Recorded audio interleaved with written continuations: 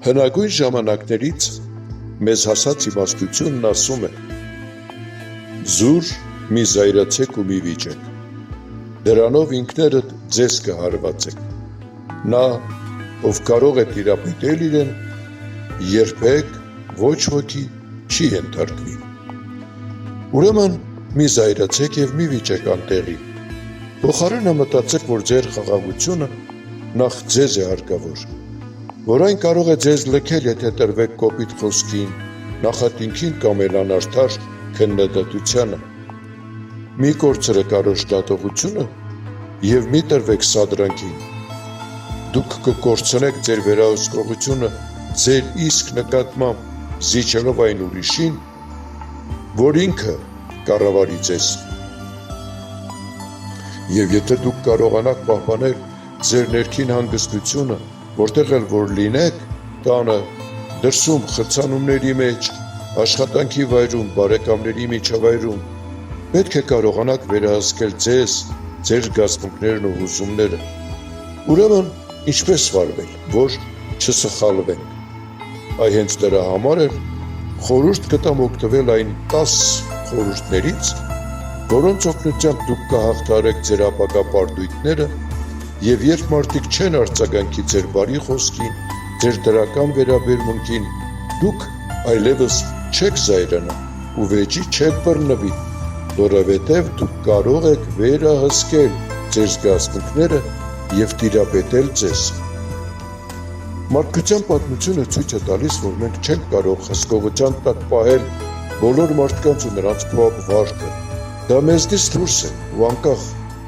Եվ եթե օգտվենք այն 10 սկզբունքներից, որ կներկայացնեմ հաջորդիվ,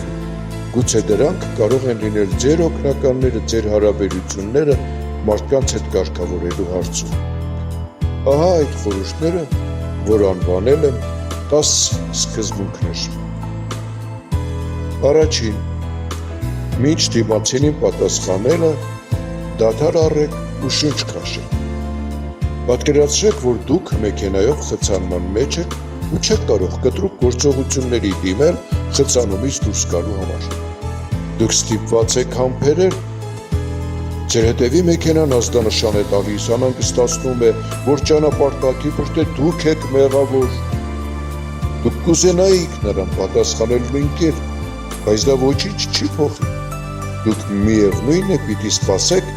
մինչ խցանումը բացվի։ Դուք իհարկե կարող եք արձագանքել, բայց դա ոչինչ չի փոխի, ու դուք պարտավոր եք լռել, դադար առնել, հիշել, որ ձեր խաղաղությունն ավելի կարևոր է, քան ուրիշի անհանգստությունը, և դուք պատնեշ եք դնում ձեր և ընդդիմախոսի միջև։ Երկրորդ, երբեք թույլ մի տվեք վերահսկել ձեր զգացմունքները։ Եթե ձեզ անհաջող խոսքով են դիմում, և դա ամբողջը ձեզ հանգիստ չի տալիս, միայն նրա համար, որ դուք դա թույլ եք տվել, հիշեք, որ դրա մեղավորը միայն դուք եք եղել։ Օրինակ, եթե ձեզ թույլ են տալիս, դուք պարտավոր չեք ընդունել այն։ Պատկերացրեք, որ ձեր գիտակցությունը մի տուն է, ուր չպետք է ամեն մարդ մտնի և կեղտոտ խոսքեր ու մուտանքներ տեղաձեր հասցնի։ Դուք թույլ չեք տա նաև, որ ձեր տուն մտնեն ցեխոտ կոշիկներով։ Երրորդ, զուր տեղը մի վիճեք փոքրիկ անհամաձայնությունների պատճառով, որից կարող է վեճ սկսվել ու ժամեր տևել, խուսափեք դատարկ վեճերից։ Դրանք պղտորում են ձեր հոգին։ Նախ ինքներդ ձեզ հարցրեք, արժե արդյոք անտեղի ու աննպատակ տեղից ցատկել, այս ու այն կողմ վազվզել, անհավասարակշիռ ու անկայուն մարդու վարք դրսևորել, մանավանդ երբ դուք վատառողջ եք ու ի վիճակի չեք նույնիսկ քայլելու։ Պատասխանելով դուք անտեղի կհոգնեցնեք ձեզ և կսպառեք ձեր ուժերը։ Ավելի նպատակահարմար է լռել ու վեճի չբռնվել։ Դա ոչ թե թուլություն կլինի, այլ ուժի ցուցադրում։ Չորրորդ, փոխեք ոչ թե իրադրությունը, այլ վերաբերմունքը տեղի ունեցածի նկատմամբ։ Եթե ինչ-որ մեկը բարձր գոռում է ձեր վրա, դա իհարկե վիրավորական է, բայց նրա գոռոցն ավելին չարժե, քան վիրավորանքը, որ ստանում եք նշանակություն տալով դրան։ Հարցրեք ձեզ, թե ինչ կարող եք ստանալ փոխարենը, եթե դուք նույնպես գոռաք։ Դուք պետք է ինքներդ ձեզ բացատրեք, որ դա ձեր արժանինքների ցածր եք համարում եւ խուսափեք ընդհանրից։ Դրանով դուք ձեր վերաբերմունքը պիտի փոխեք դիմացինի նկատմամբ ու անարժան համարեք նրա հետ վեճի բռնվելը։ Դուք դրանով կզորանաք եւ ոչ թե կթուլանաք։ 5-րդ. Մի սպասեք ուրիշների ձայն, ինչ որ դուք կարող եք անել։ Մենք հաճախ հիասթափվում ենք, երբ մարդիկ չեն պատասխանում մեր բարի վերաբերմունքին, սակայն ճանաչելով դիմացինին, իմանալով նրանից դրական պահվածք զուրկ չպետք է սպասել։ Չորացած ծառը պտուղ չի կարող տալ։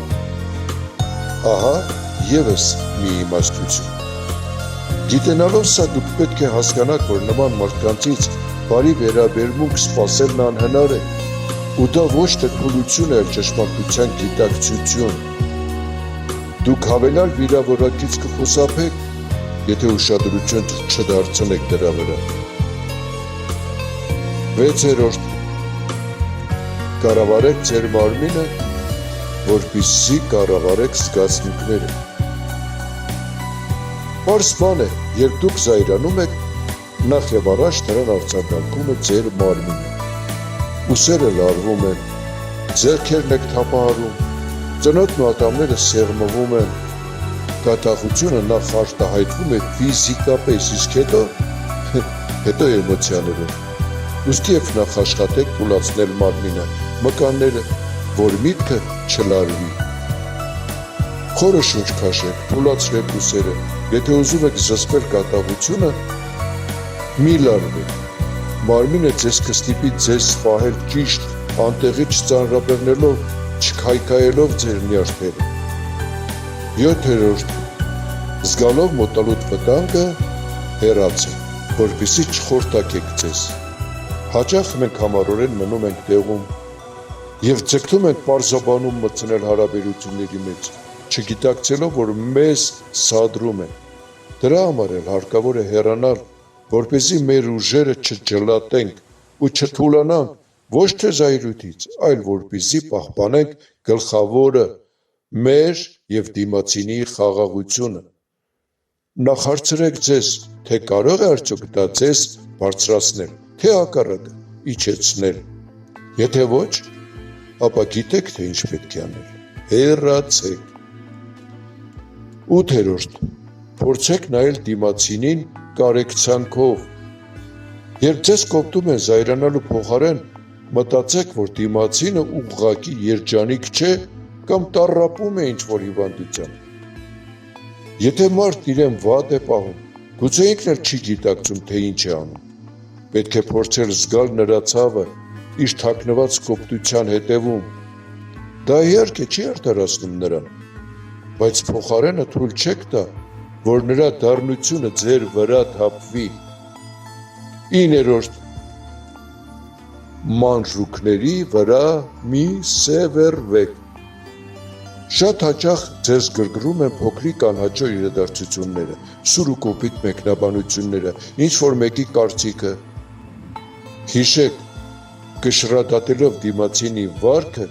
դուք կզարգացնեք ձեզ տիրապետելու կարողությունը եւ կխուսափեք ավելորդ նյարդայնացումից։ Մինչ զայրանալը, նախ մտածեք, արդյոք դա այնքան կարևոր է ձեզ համար։ Կարևոր կլինի արդյոք դա ձեզ համար 5 օր հետո։ Եթե ոչ, ուրեմն չարժե պղտորել ձեր հոգին ու խաթարել հանգստությունը։ 10-րդ. Մի փորձեք ամեն ինչ հսկողության տակ պահել։ Մենք հաճախ ուզում ենք, որ մենք չենք կարող վերահսկել ուրիշին, հսկողության տակ պահել ուրիշների վերաբերմունքը մեր նկատմամբ։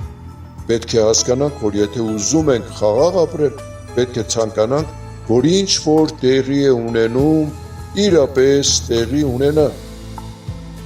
Թողնենք հսկողությունը, չի նշանակում հանձնվենք։ Դա նշանակում է, որ եթե դուք չեք կարող փոխել դիմացինին, Կկարողանաք զսպել ինքներդ ձեզ, եթե երբեմն ամեն ինչ ձեր դեմ է լինում։ Հարգելի բարեկամներ, ահա իմ կարծիքով սրանք էին այն 10 խորհուրդները, որոնցից օգտվելով գուցե կկարողանանք զսպել ինքներս մեզ, չվիճաբանելով,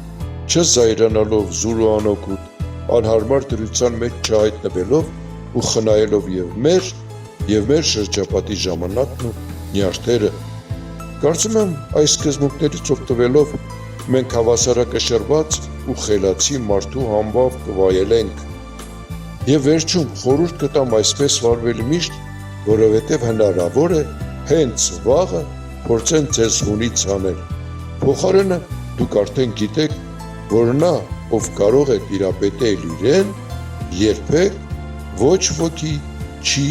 ենթարկվի։